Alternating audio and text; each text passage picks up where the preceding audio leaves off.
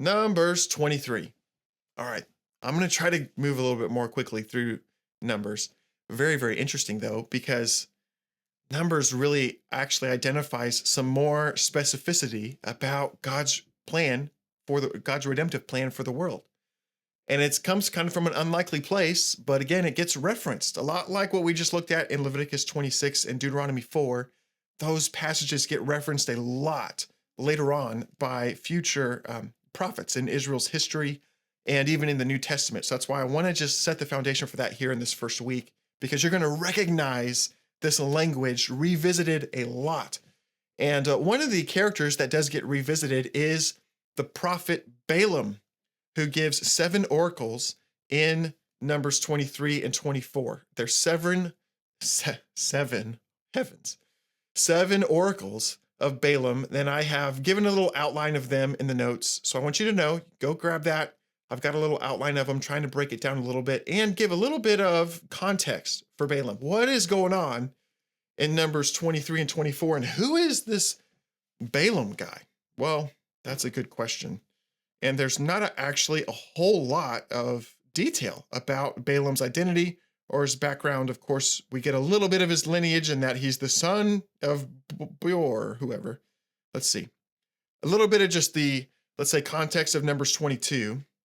Having defeated many of their adversaries, Israel has come to encamp in Moab. They're actually approaching the end of their wilderness time, and they're going to cross the Jordan River from Moab into the promised land. But first, they're encamped in Moab. And so they've come through, they've seen many of their adversaries. God has defeated their adversaries. They've come to Moab, and the king of Moab is Balak. Balak is the king of Moab. Balaam is the prophet. So Balak is really concerned. He sees Israel's been very victorious. He sees their adversaries have been destroyed, and here they have come into his land, and Balak is worried. And so he sought Balaam's help to cast a curse against Israel. In fact, in Numbers 22, Balak recognizes those who Balaam blesses are blessed, and those who Balaam curses are cursed.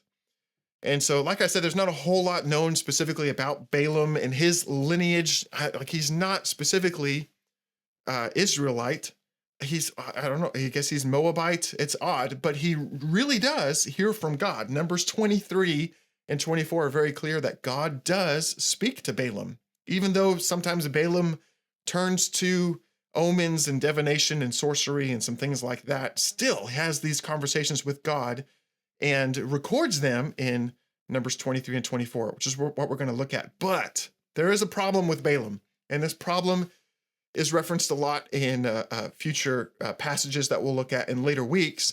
Balaam did hear from God, but Balaam was prone to some corruption and compromise. Specifically, you'll find it even in some of the texts we look at. Balaam gave into self-aggrandizement. Balaam's a pretty prideful guy and did not mind drawing attention to himself as the high and holy prophet of, the Most High God.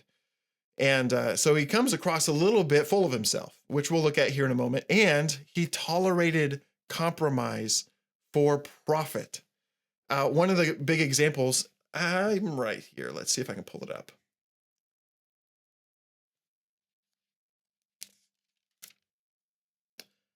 For instance, I'm trying to pull this up for you guys. 1 second.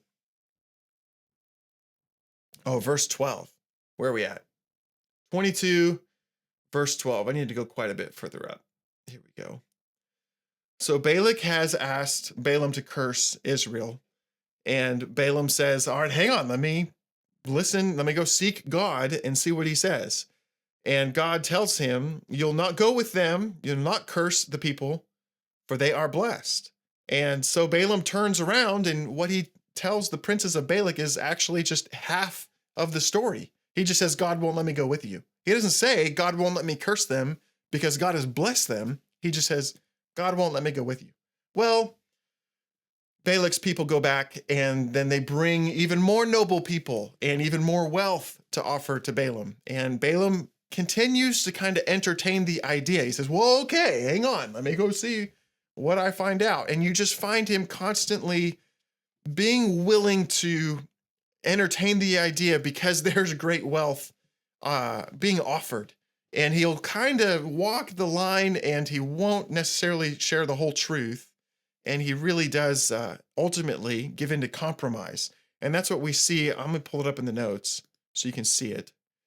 In 2 Peter, Peter identifies this when he's talking about false prophets later in his current day, talking about false teachers in the church who have followed the way of Balaam and who have loved the gain of wrongdoing. It means they've loved the profit of unrighteousness, that they've embraced compromise for profit. They've been allured away by greed, similarly to what happened to Balaam. And then Jude 11 references something similar. They abandoned themselves to compromise for the sake of gain to Balaam's error, which is again tolerating compromise for profit. This is the big not profit like money, monetary gain, right? I'm going to get my profit words mixed up. All right, here we go. Let's jump back down to verse 23. I'm sorry, chapter 23. Did I just breeze right through it? Oh, yeah, there's 24. Cool. All right, so Balaam's first oracle. Balak, the king of Moab, brings Balaam to see the encampment of Israel and to pronounce a curse over them. And interesting what Balaam actually says. He says, how can I curse whom God has not cursed? How can I denounce whom the Lord has not denounced? And he goes on to talk about, wow, I mean, this is an amazingly blessed people. Balaam even says, let me die the death of these upright, of Israel. If I would die the death of them, obviously he's saying they're really prosperous. I want my end to be like theirs. I can't curse them because God's clearly blessed them. And I want to be a recipient of that same blessing. Balak is, of course, none too pleased about that. He says, hey, okay, you've pronounced a blessing when I asked you to pronounce a curse, but come over here to this other place. We will build more altars, sacrifice more animals, and see if you can curse them over here. And again, Balaam doesn't reject the offer. He says, well, okay, maybe I'll be able to curse them over here. Go figure. Second oracle. I'm going to scroll down. Again, I've tried to outline these pretty simply in the notes. But man, look at what happens in the second oracle. Balaam begins to give some detail about God's redemptive plan, his plan to fulfill his covenants with Israel. God is not a man that he should lie, or a son of man that he would change his mind. So Balaam is doubling down on the blessing. He said, will he not do it? He has said it, will he not do it? Or has he spoken and he will not fulfill it? Behold, I have received a command to bless. He has blessed. I cannot revoke it. Okay, that sounds noble enough.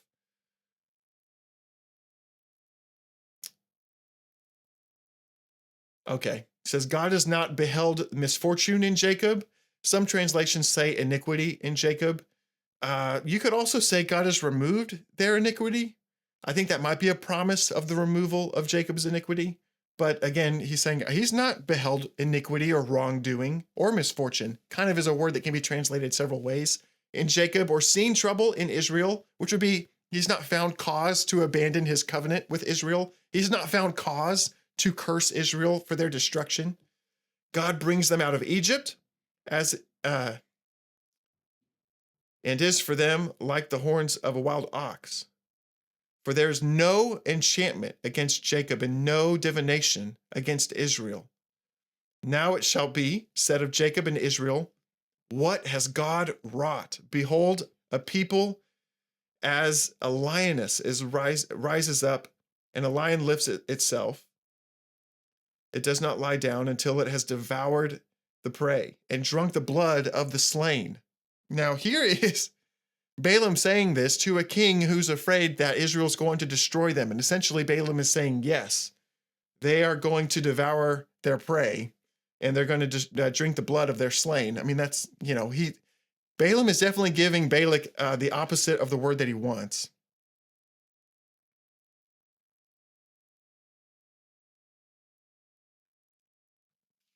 And I do love I'm just checking my notes. I do appreciate that there's no enchantment against Jacob, no divination that can overcome God's covenant with Israel.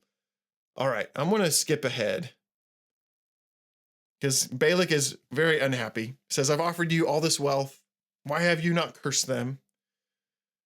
And you can see an example of Balaam kind of, again, bolstering his own pride. He's kind of self-aggrandizing himself. He's just kind of goes on about himself. The oracle of Balaam, the son of Beor, the oracle of a man whose eye is opened, the oracle of him who hears the words of God. He's just pontificating about himself, who sees a vision of the Almighty falling down with his eyes uncovered. How lovely are your tents, O Jacob, your encampments, O Israel. He sees the prosperity, not just of what's in front of him, but the fulfillment of God's covenant with Israel. And he just starts to talk about the beauty of this fulfilled covenant after he's talked himself up quite a bit. But down in verse 7, let me move down. Water shall flow from his buckets, and his seed shall be in many waters. His king shall be higher than Agag, and his kingdom shall be exalted. Now, this is interesting. Balaam starts to isolate the covenant down to a ruler, an individual who would become a messianic figure or a future king. His king shall be higher than Agag, again, an exalted king with an exalted kingdom. God brings him, starts to talk about this individual out of Egypt. Let me go ahead and scroll this down. And is for him like the horns of a wild ox. He will eat up the nations, his adversaries, and shall break their bones in pieces, and pierce them through with his arrows. He crouched, he lay down like a lion, like a lioness, who will rouse him up. Blessed are those who bless you, talking about that messianic figure, and cursed are those who curse you. Now, previously, there's not been a whole lot of mention of one specific messianic figure, but Balaam sees it. He sees into the future of the fulfillment of the covenant, talking about the beauty of the fulfilled covenant, and he sees a king, a future king of Israel, who is a messianic figure, an individual, not just the nation as a people, but an individual that Balaam is prophesying about. This is one of the earliest prophecies, not just of an eventual theoretical messianic age that is just a environment of covenant fulfillment, but a person that will be the instrument of the fulfillment of the covenant. That's interesting. Balaam's getting more specific. This is one of the first times we see that distillation down to a person who will be an instrument of the fulfillment of God's covenant in all these promises. I think that's really fascinating. All right. Balak's anger is obviously kindled. Let's go ahead and go down to, in my heading in my Bible says, this is the ESV version. It says the final oracle. The final oracle is really 3 more oracles. The fourth, fifth, sixth, and seventh, 4 more. But they are kind of quick. They go kind of quickly. And I've included them in the notes. You can see them there. Oh, let's see. Balaam's oracle again. Balaam, the son of Beor, the oracle of a man whose eyes are opened. Oh gosh, Balaam's going at it again. Balaam says, I see him, but not now. I behold him, but not near. A star shall come out of Jacob. He's doubling down on the messianic figure. A star will come out of Jacob. A scepter will rise out of Israel. It shall crush the forehead of Moab. At this point, Balaam is just unleashing this prophetic word against Moab while he's got the king of Moab in front of him. He will crush the forehead. Now, does that sound like familiar language? Going all the way back to Genesis 3, we talked about the crushing of the skull. Here it is again. He will crush the forehead of Moab and break down the sons of Sheth. Now, the sons of Sheth, I was reading a lot of commentaries about the identity of the sons of Sheth, and it essentially is a parallelism for Moab. It's, again, the people of Moab, because this is what happens again in the next verse. Edom will be dispossessed, Seir also. Now, Edom and Seir are kind of 2 titles for the same tribe, the same group of people. Edom will be dispossessed. Seir also, his enemies, shall be dispossessed. Israel is doing valiantly. He sees again Israel having this military victory against their enemies. And one from Jacob shall exercise dominion and destroy the survivors of cities. Again, that messianic figure talking about that. Fascinating. The 5th, 6th, and 7th oracle go on about some other tribes that he's referencing. We could come back to maybe a little bit of discussion about the ships from Kittim. We'll go ahead and save that for the discussion group. I'm going to go ahead and skip out of that. I've got the rest of those in the notes if you want to look more about that. The notes, here we go. Numbers 24. Scroll down. Oh, down more. There we go. The 5th oracle, 6th oracle, and 7th oracle. You can take a little bit more of a look at those there.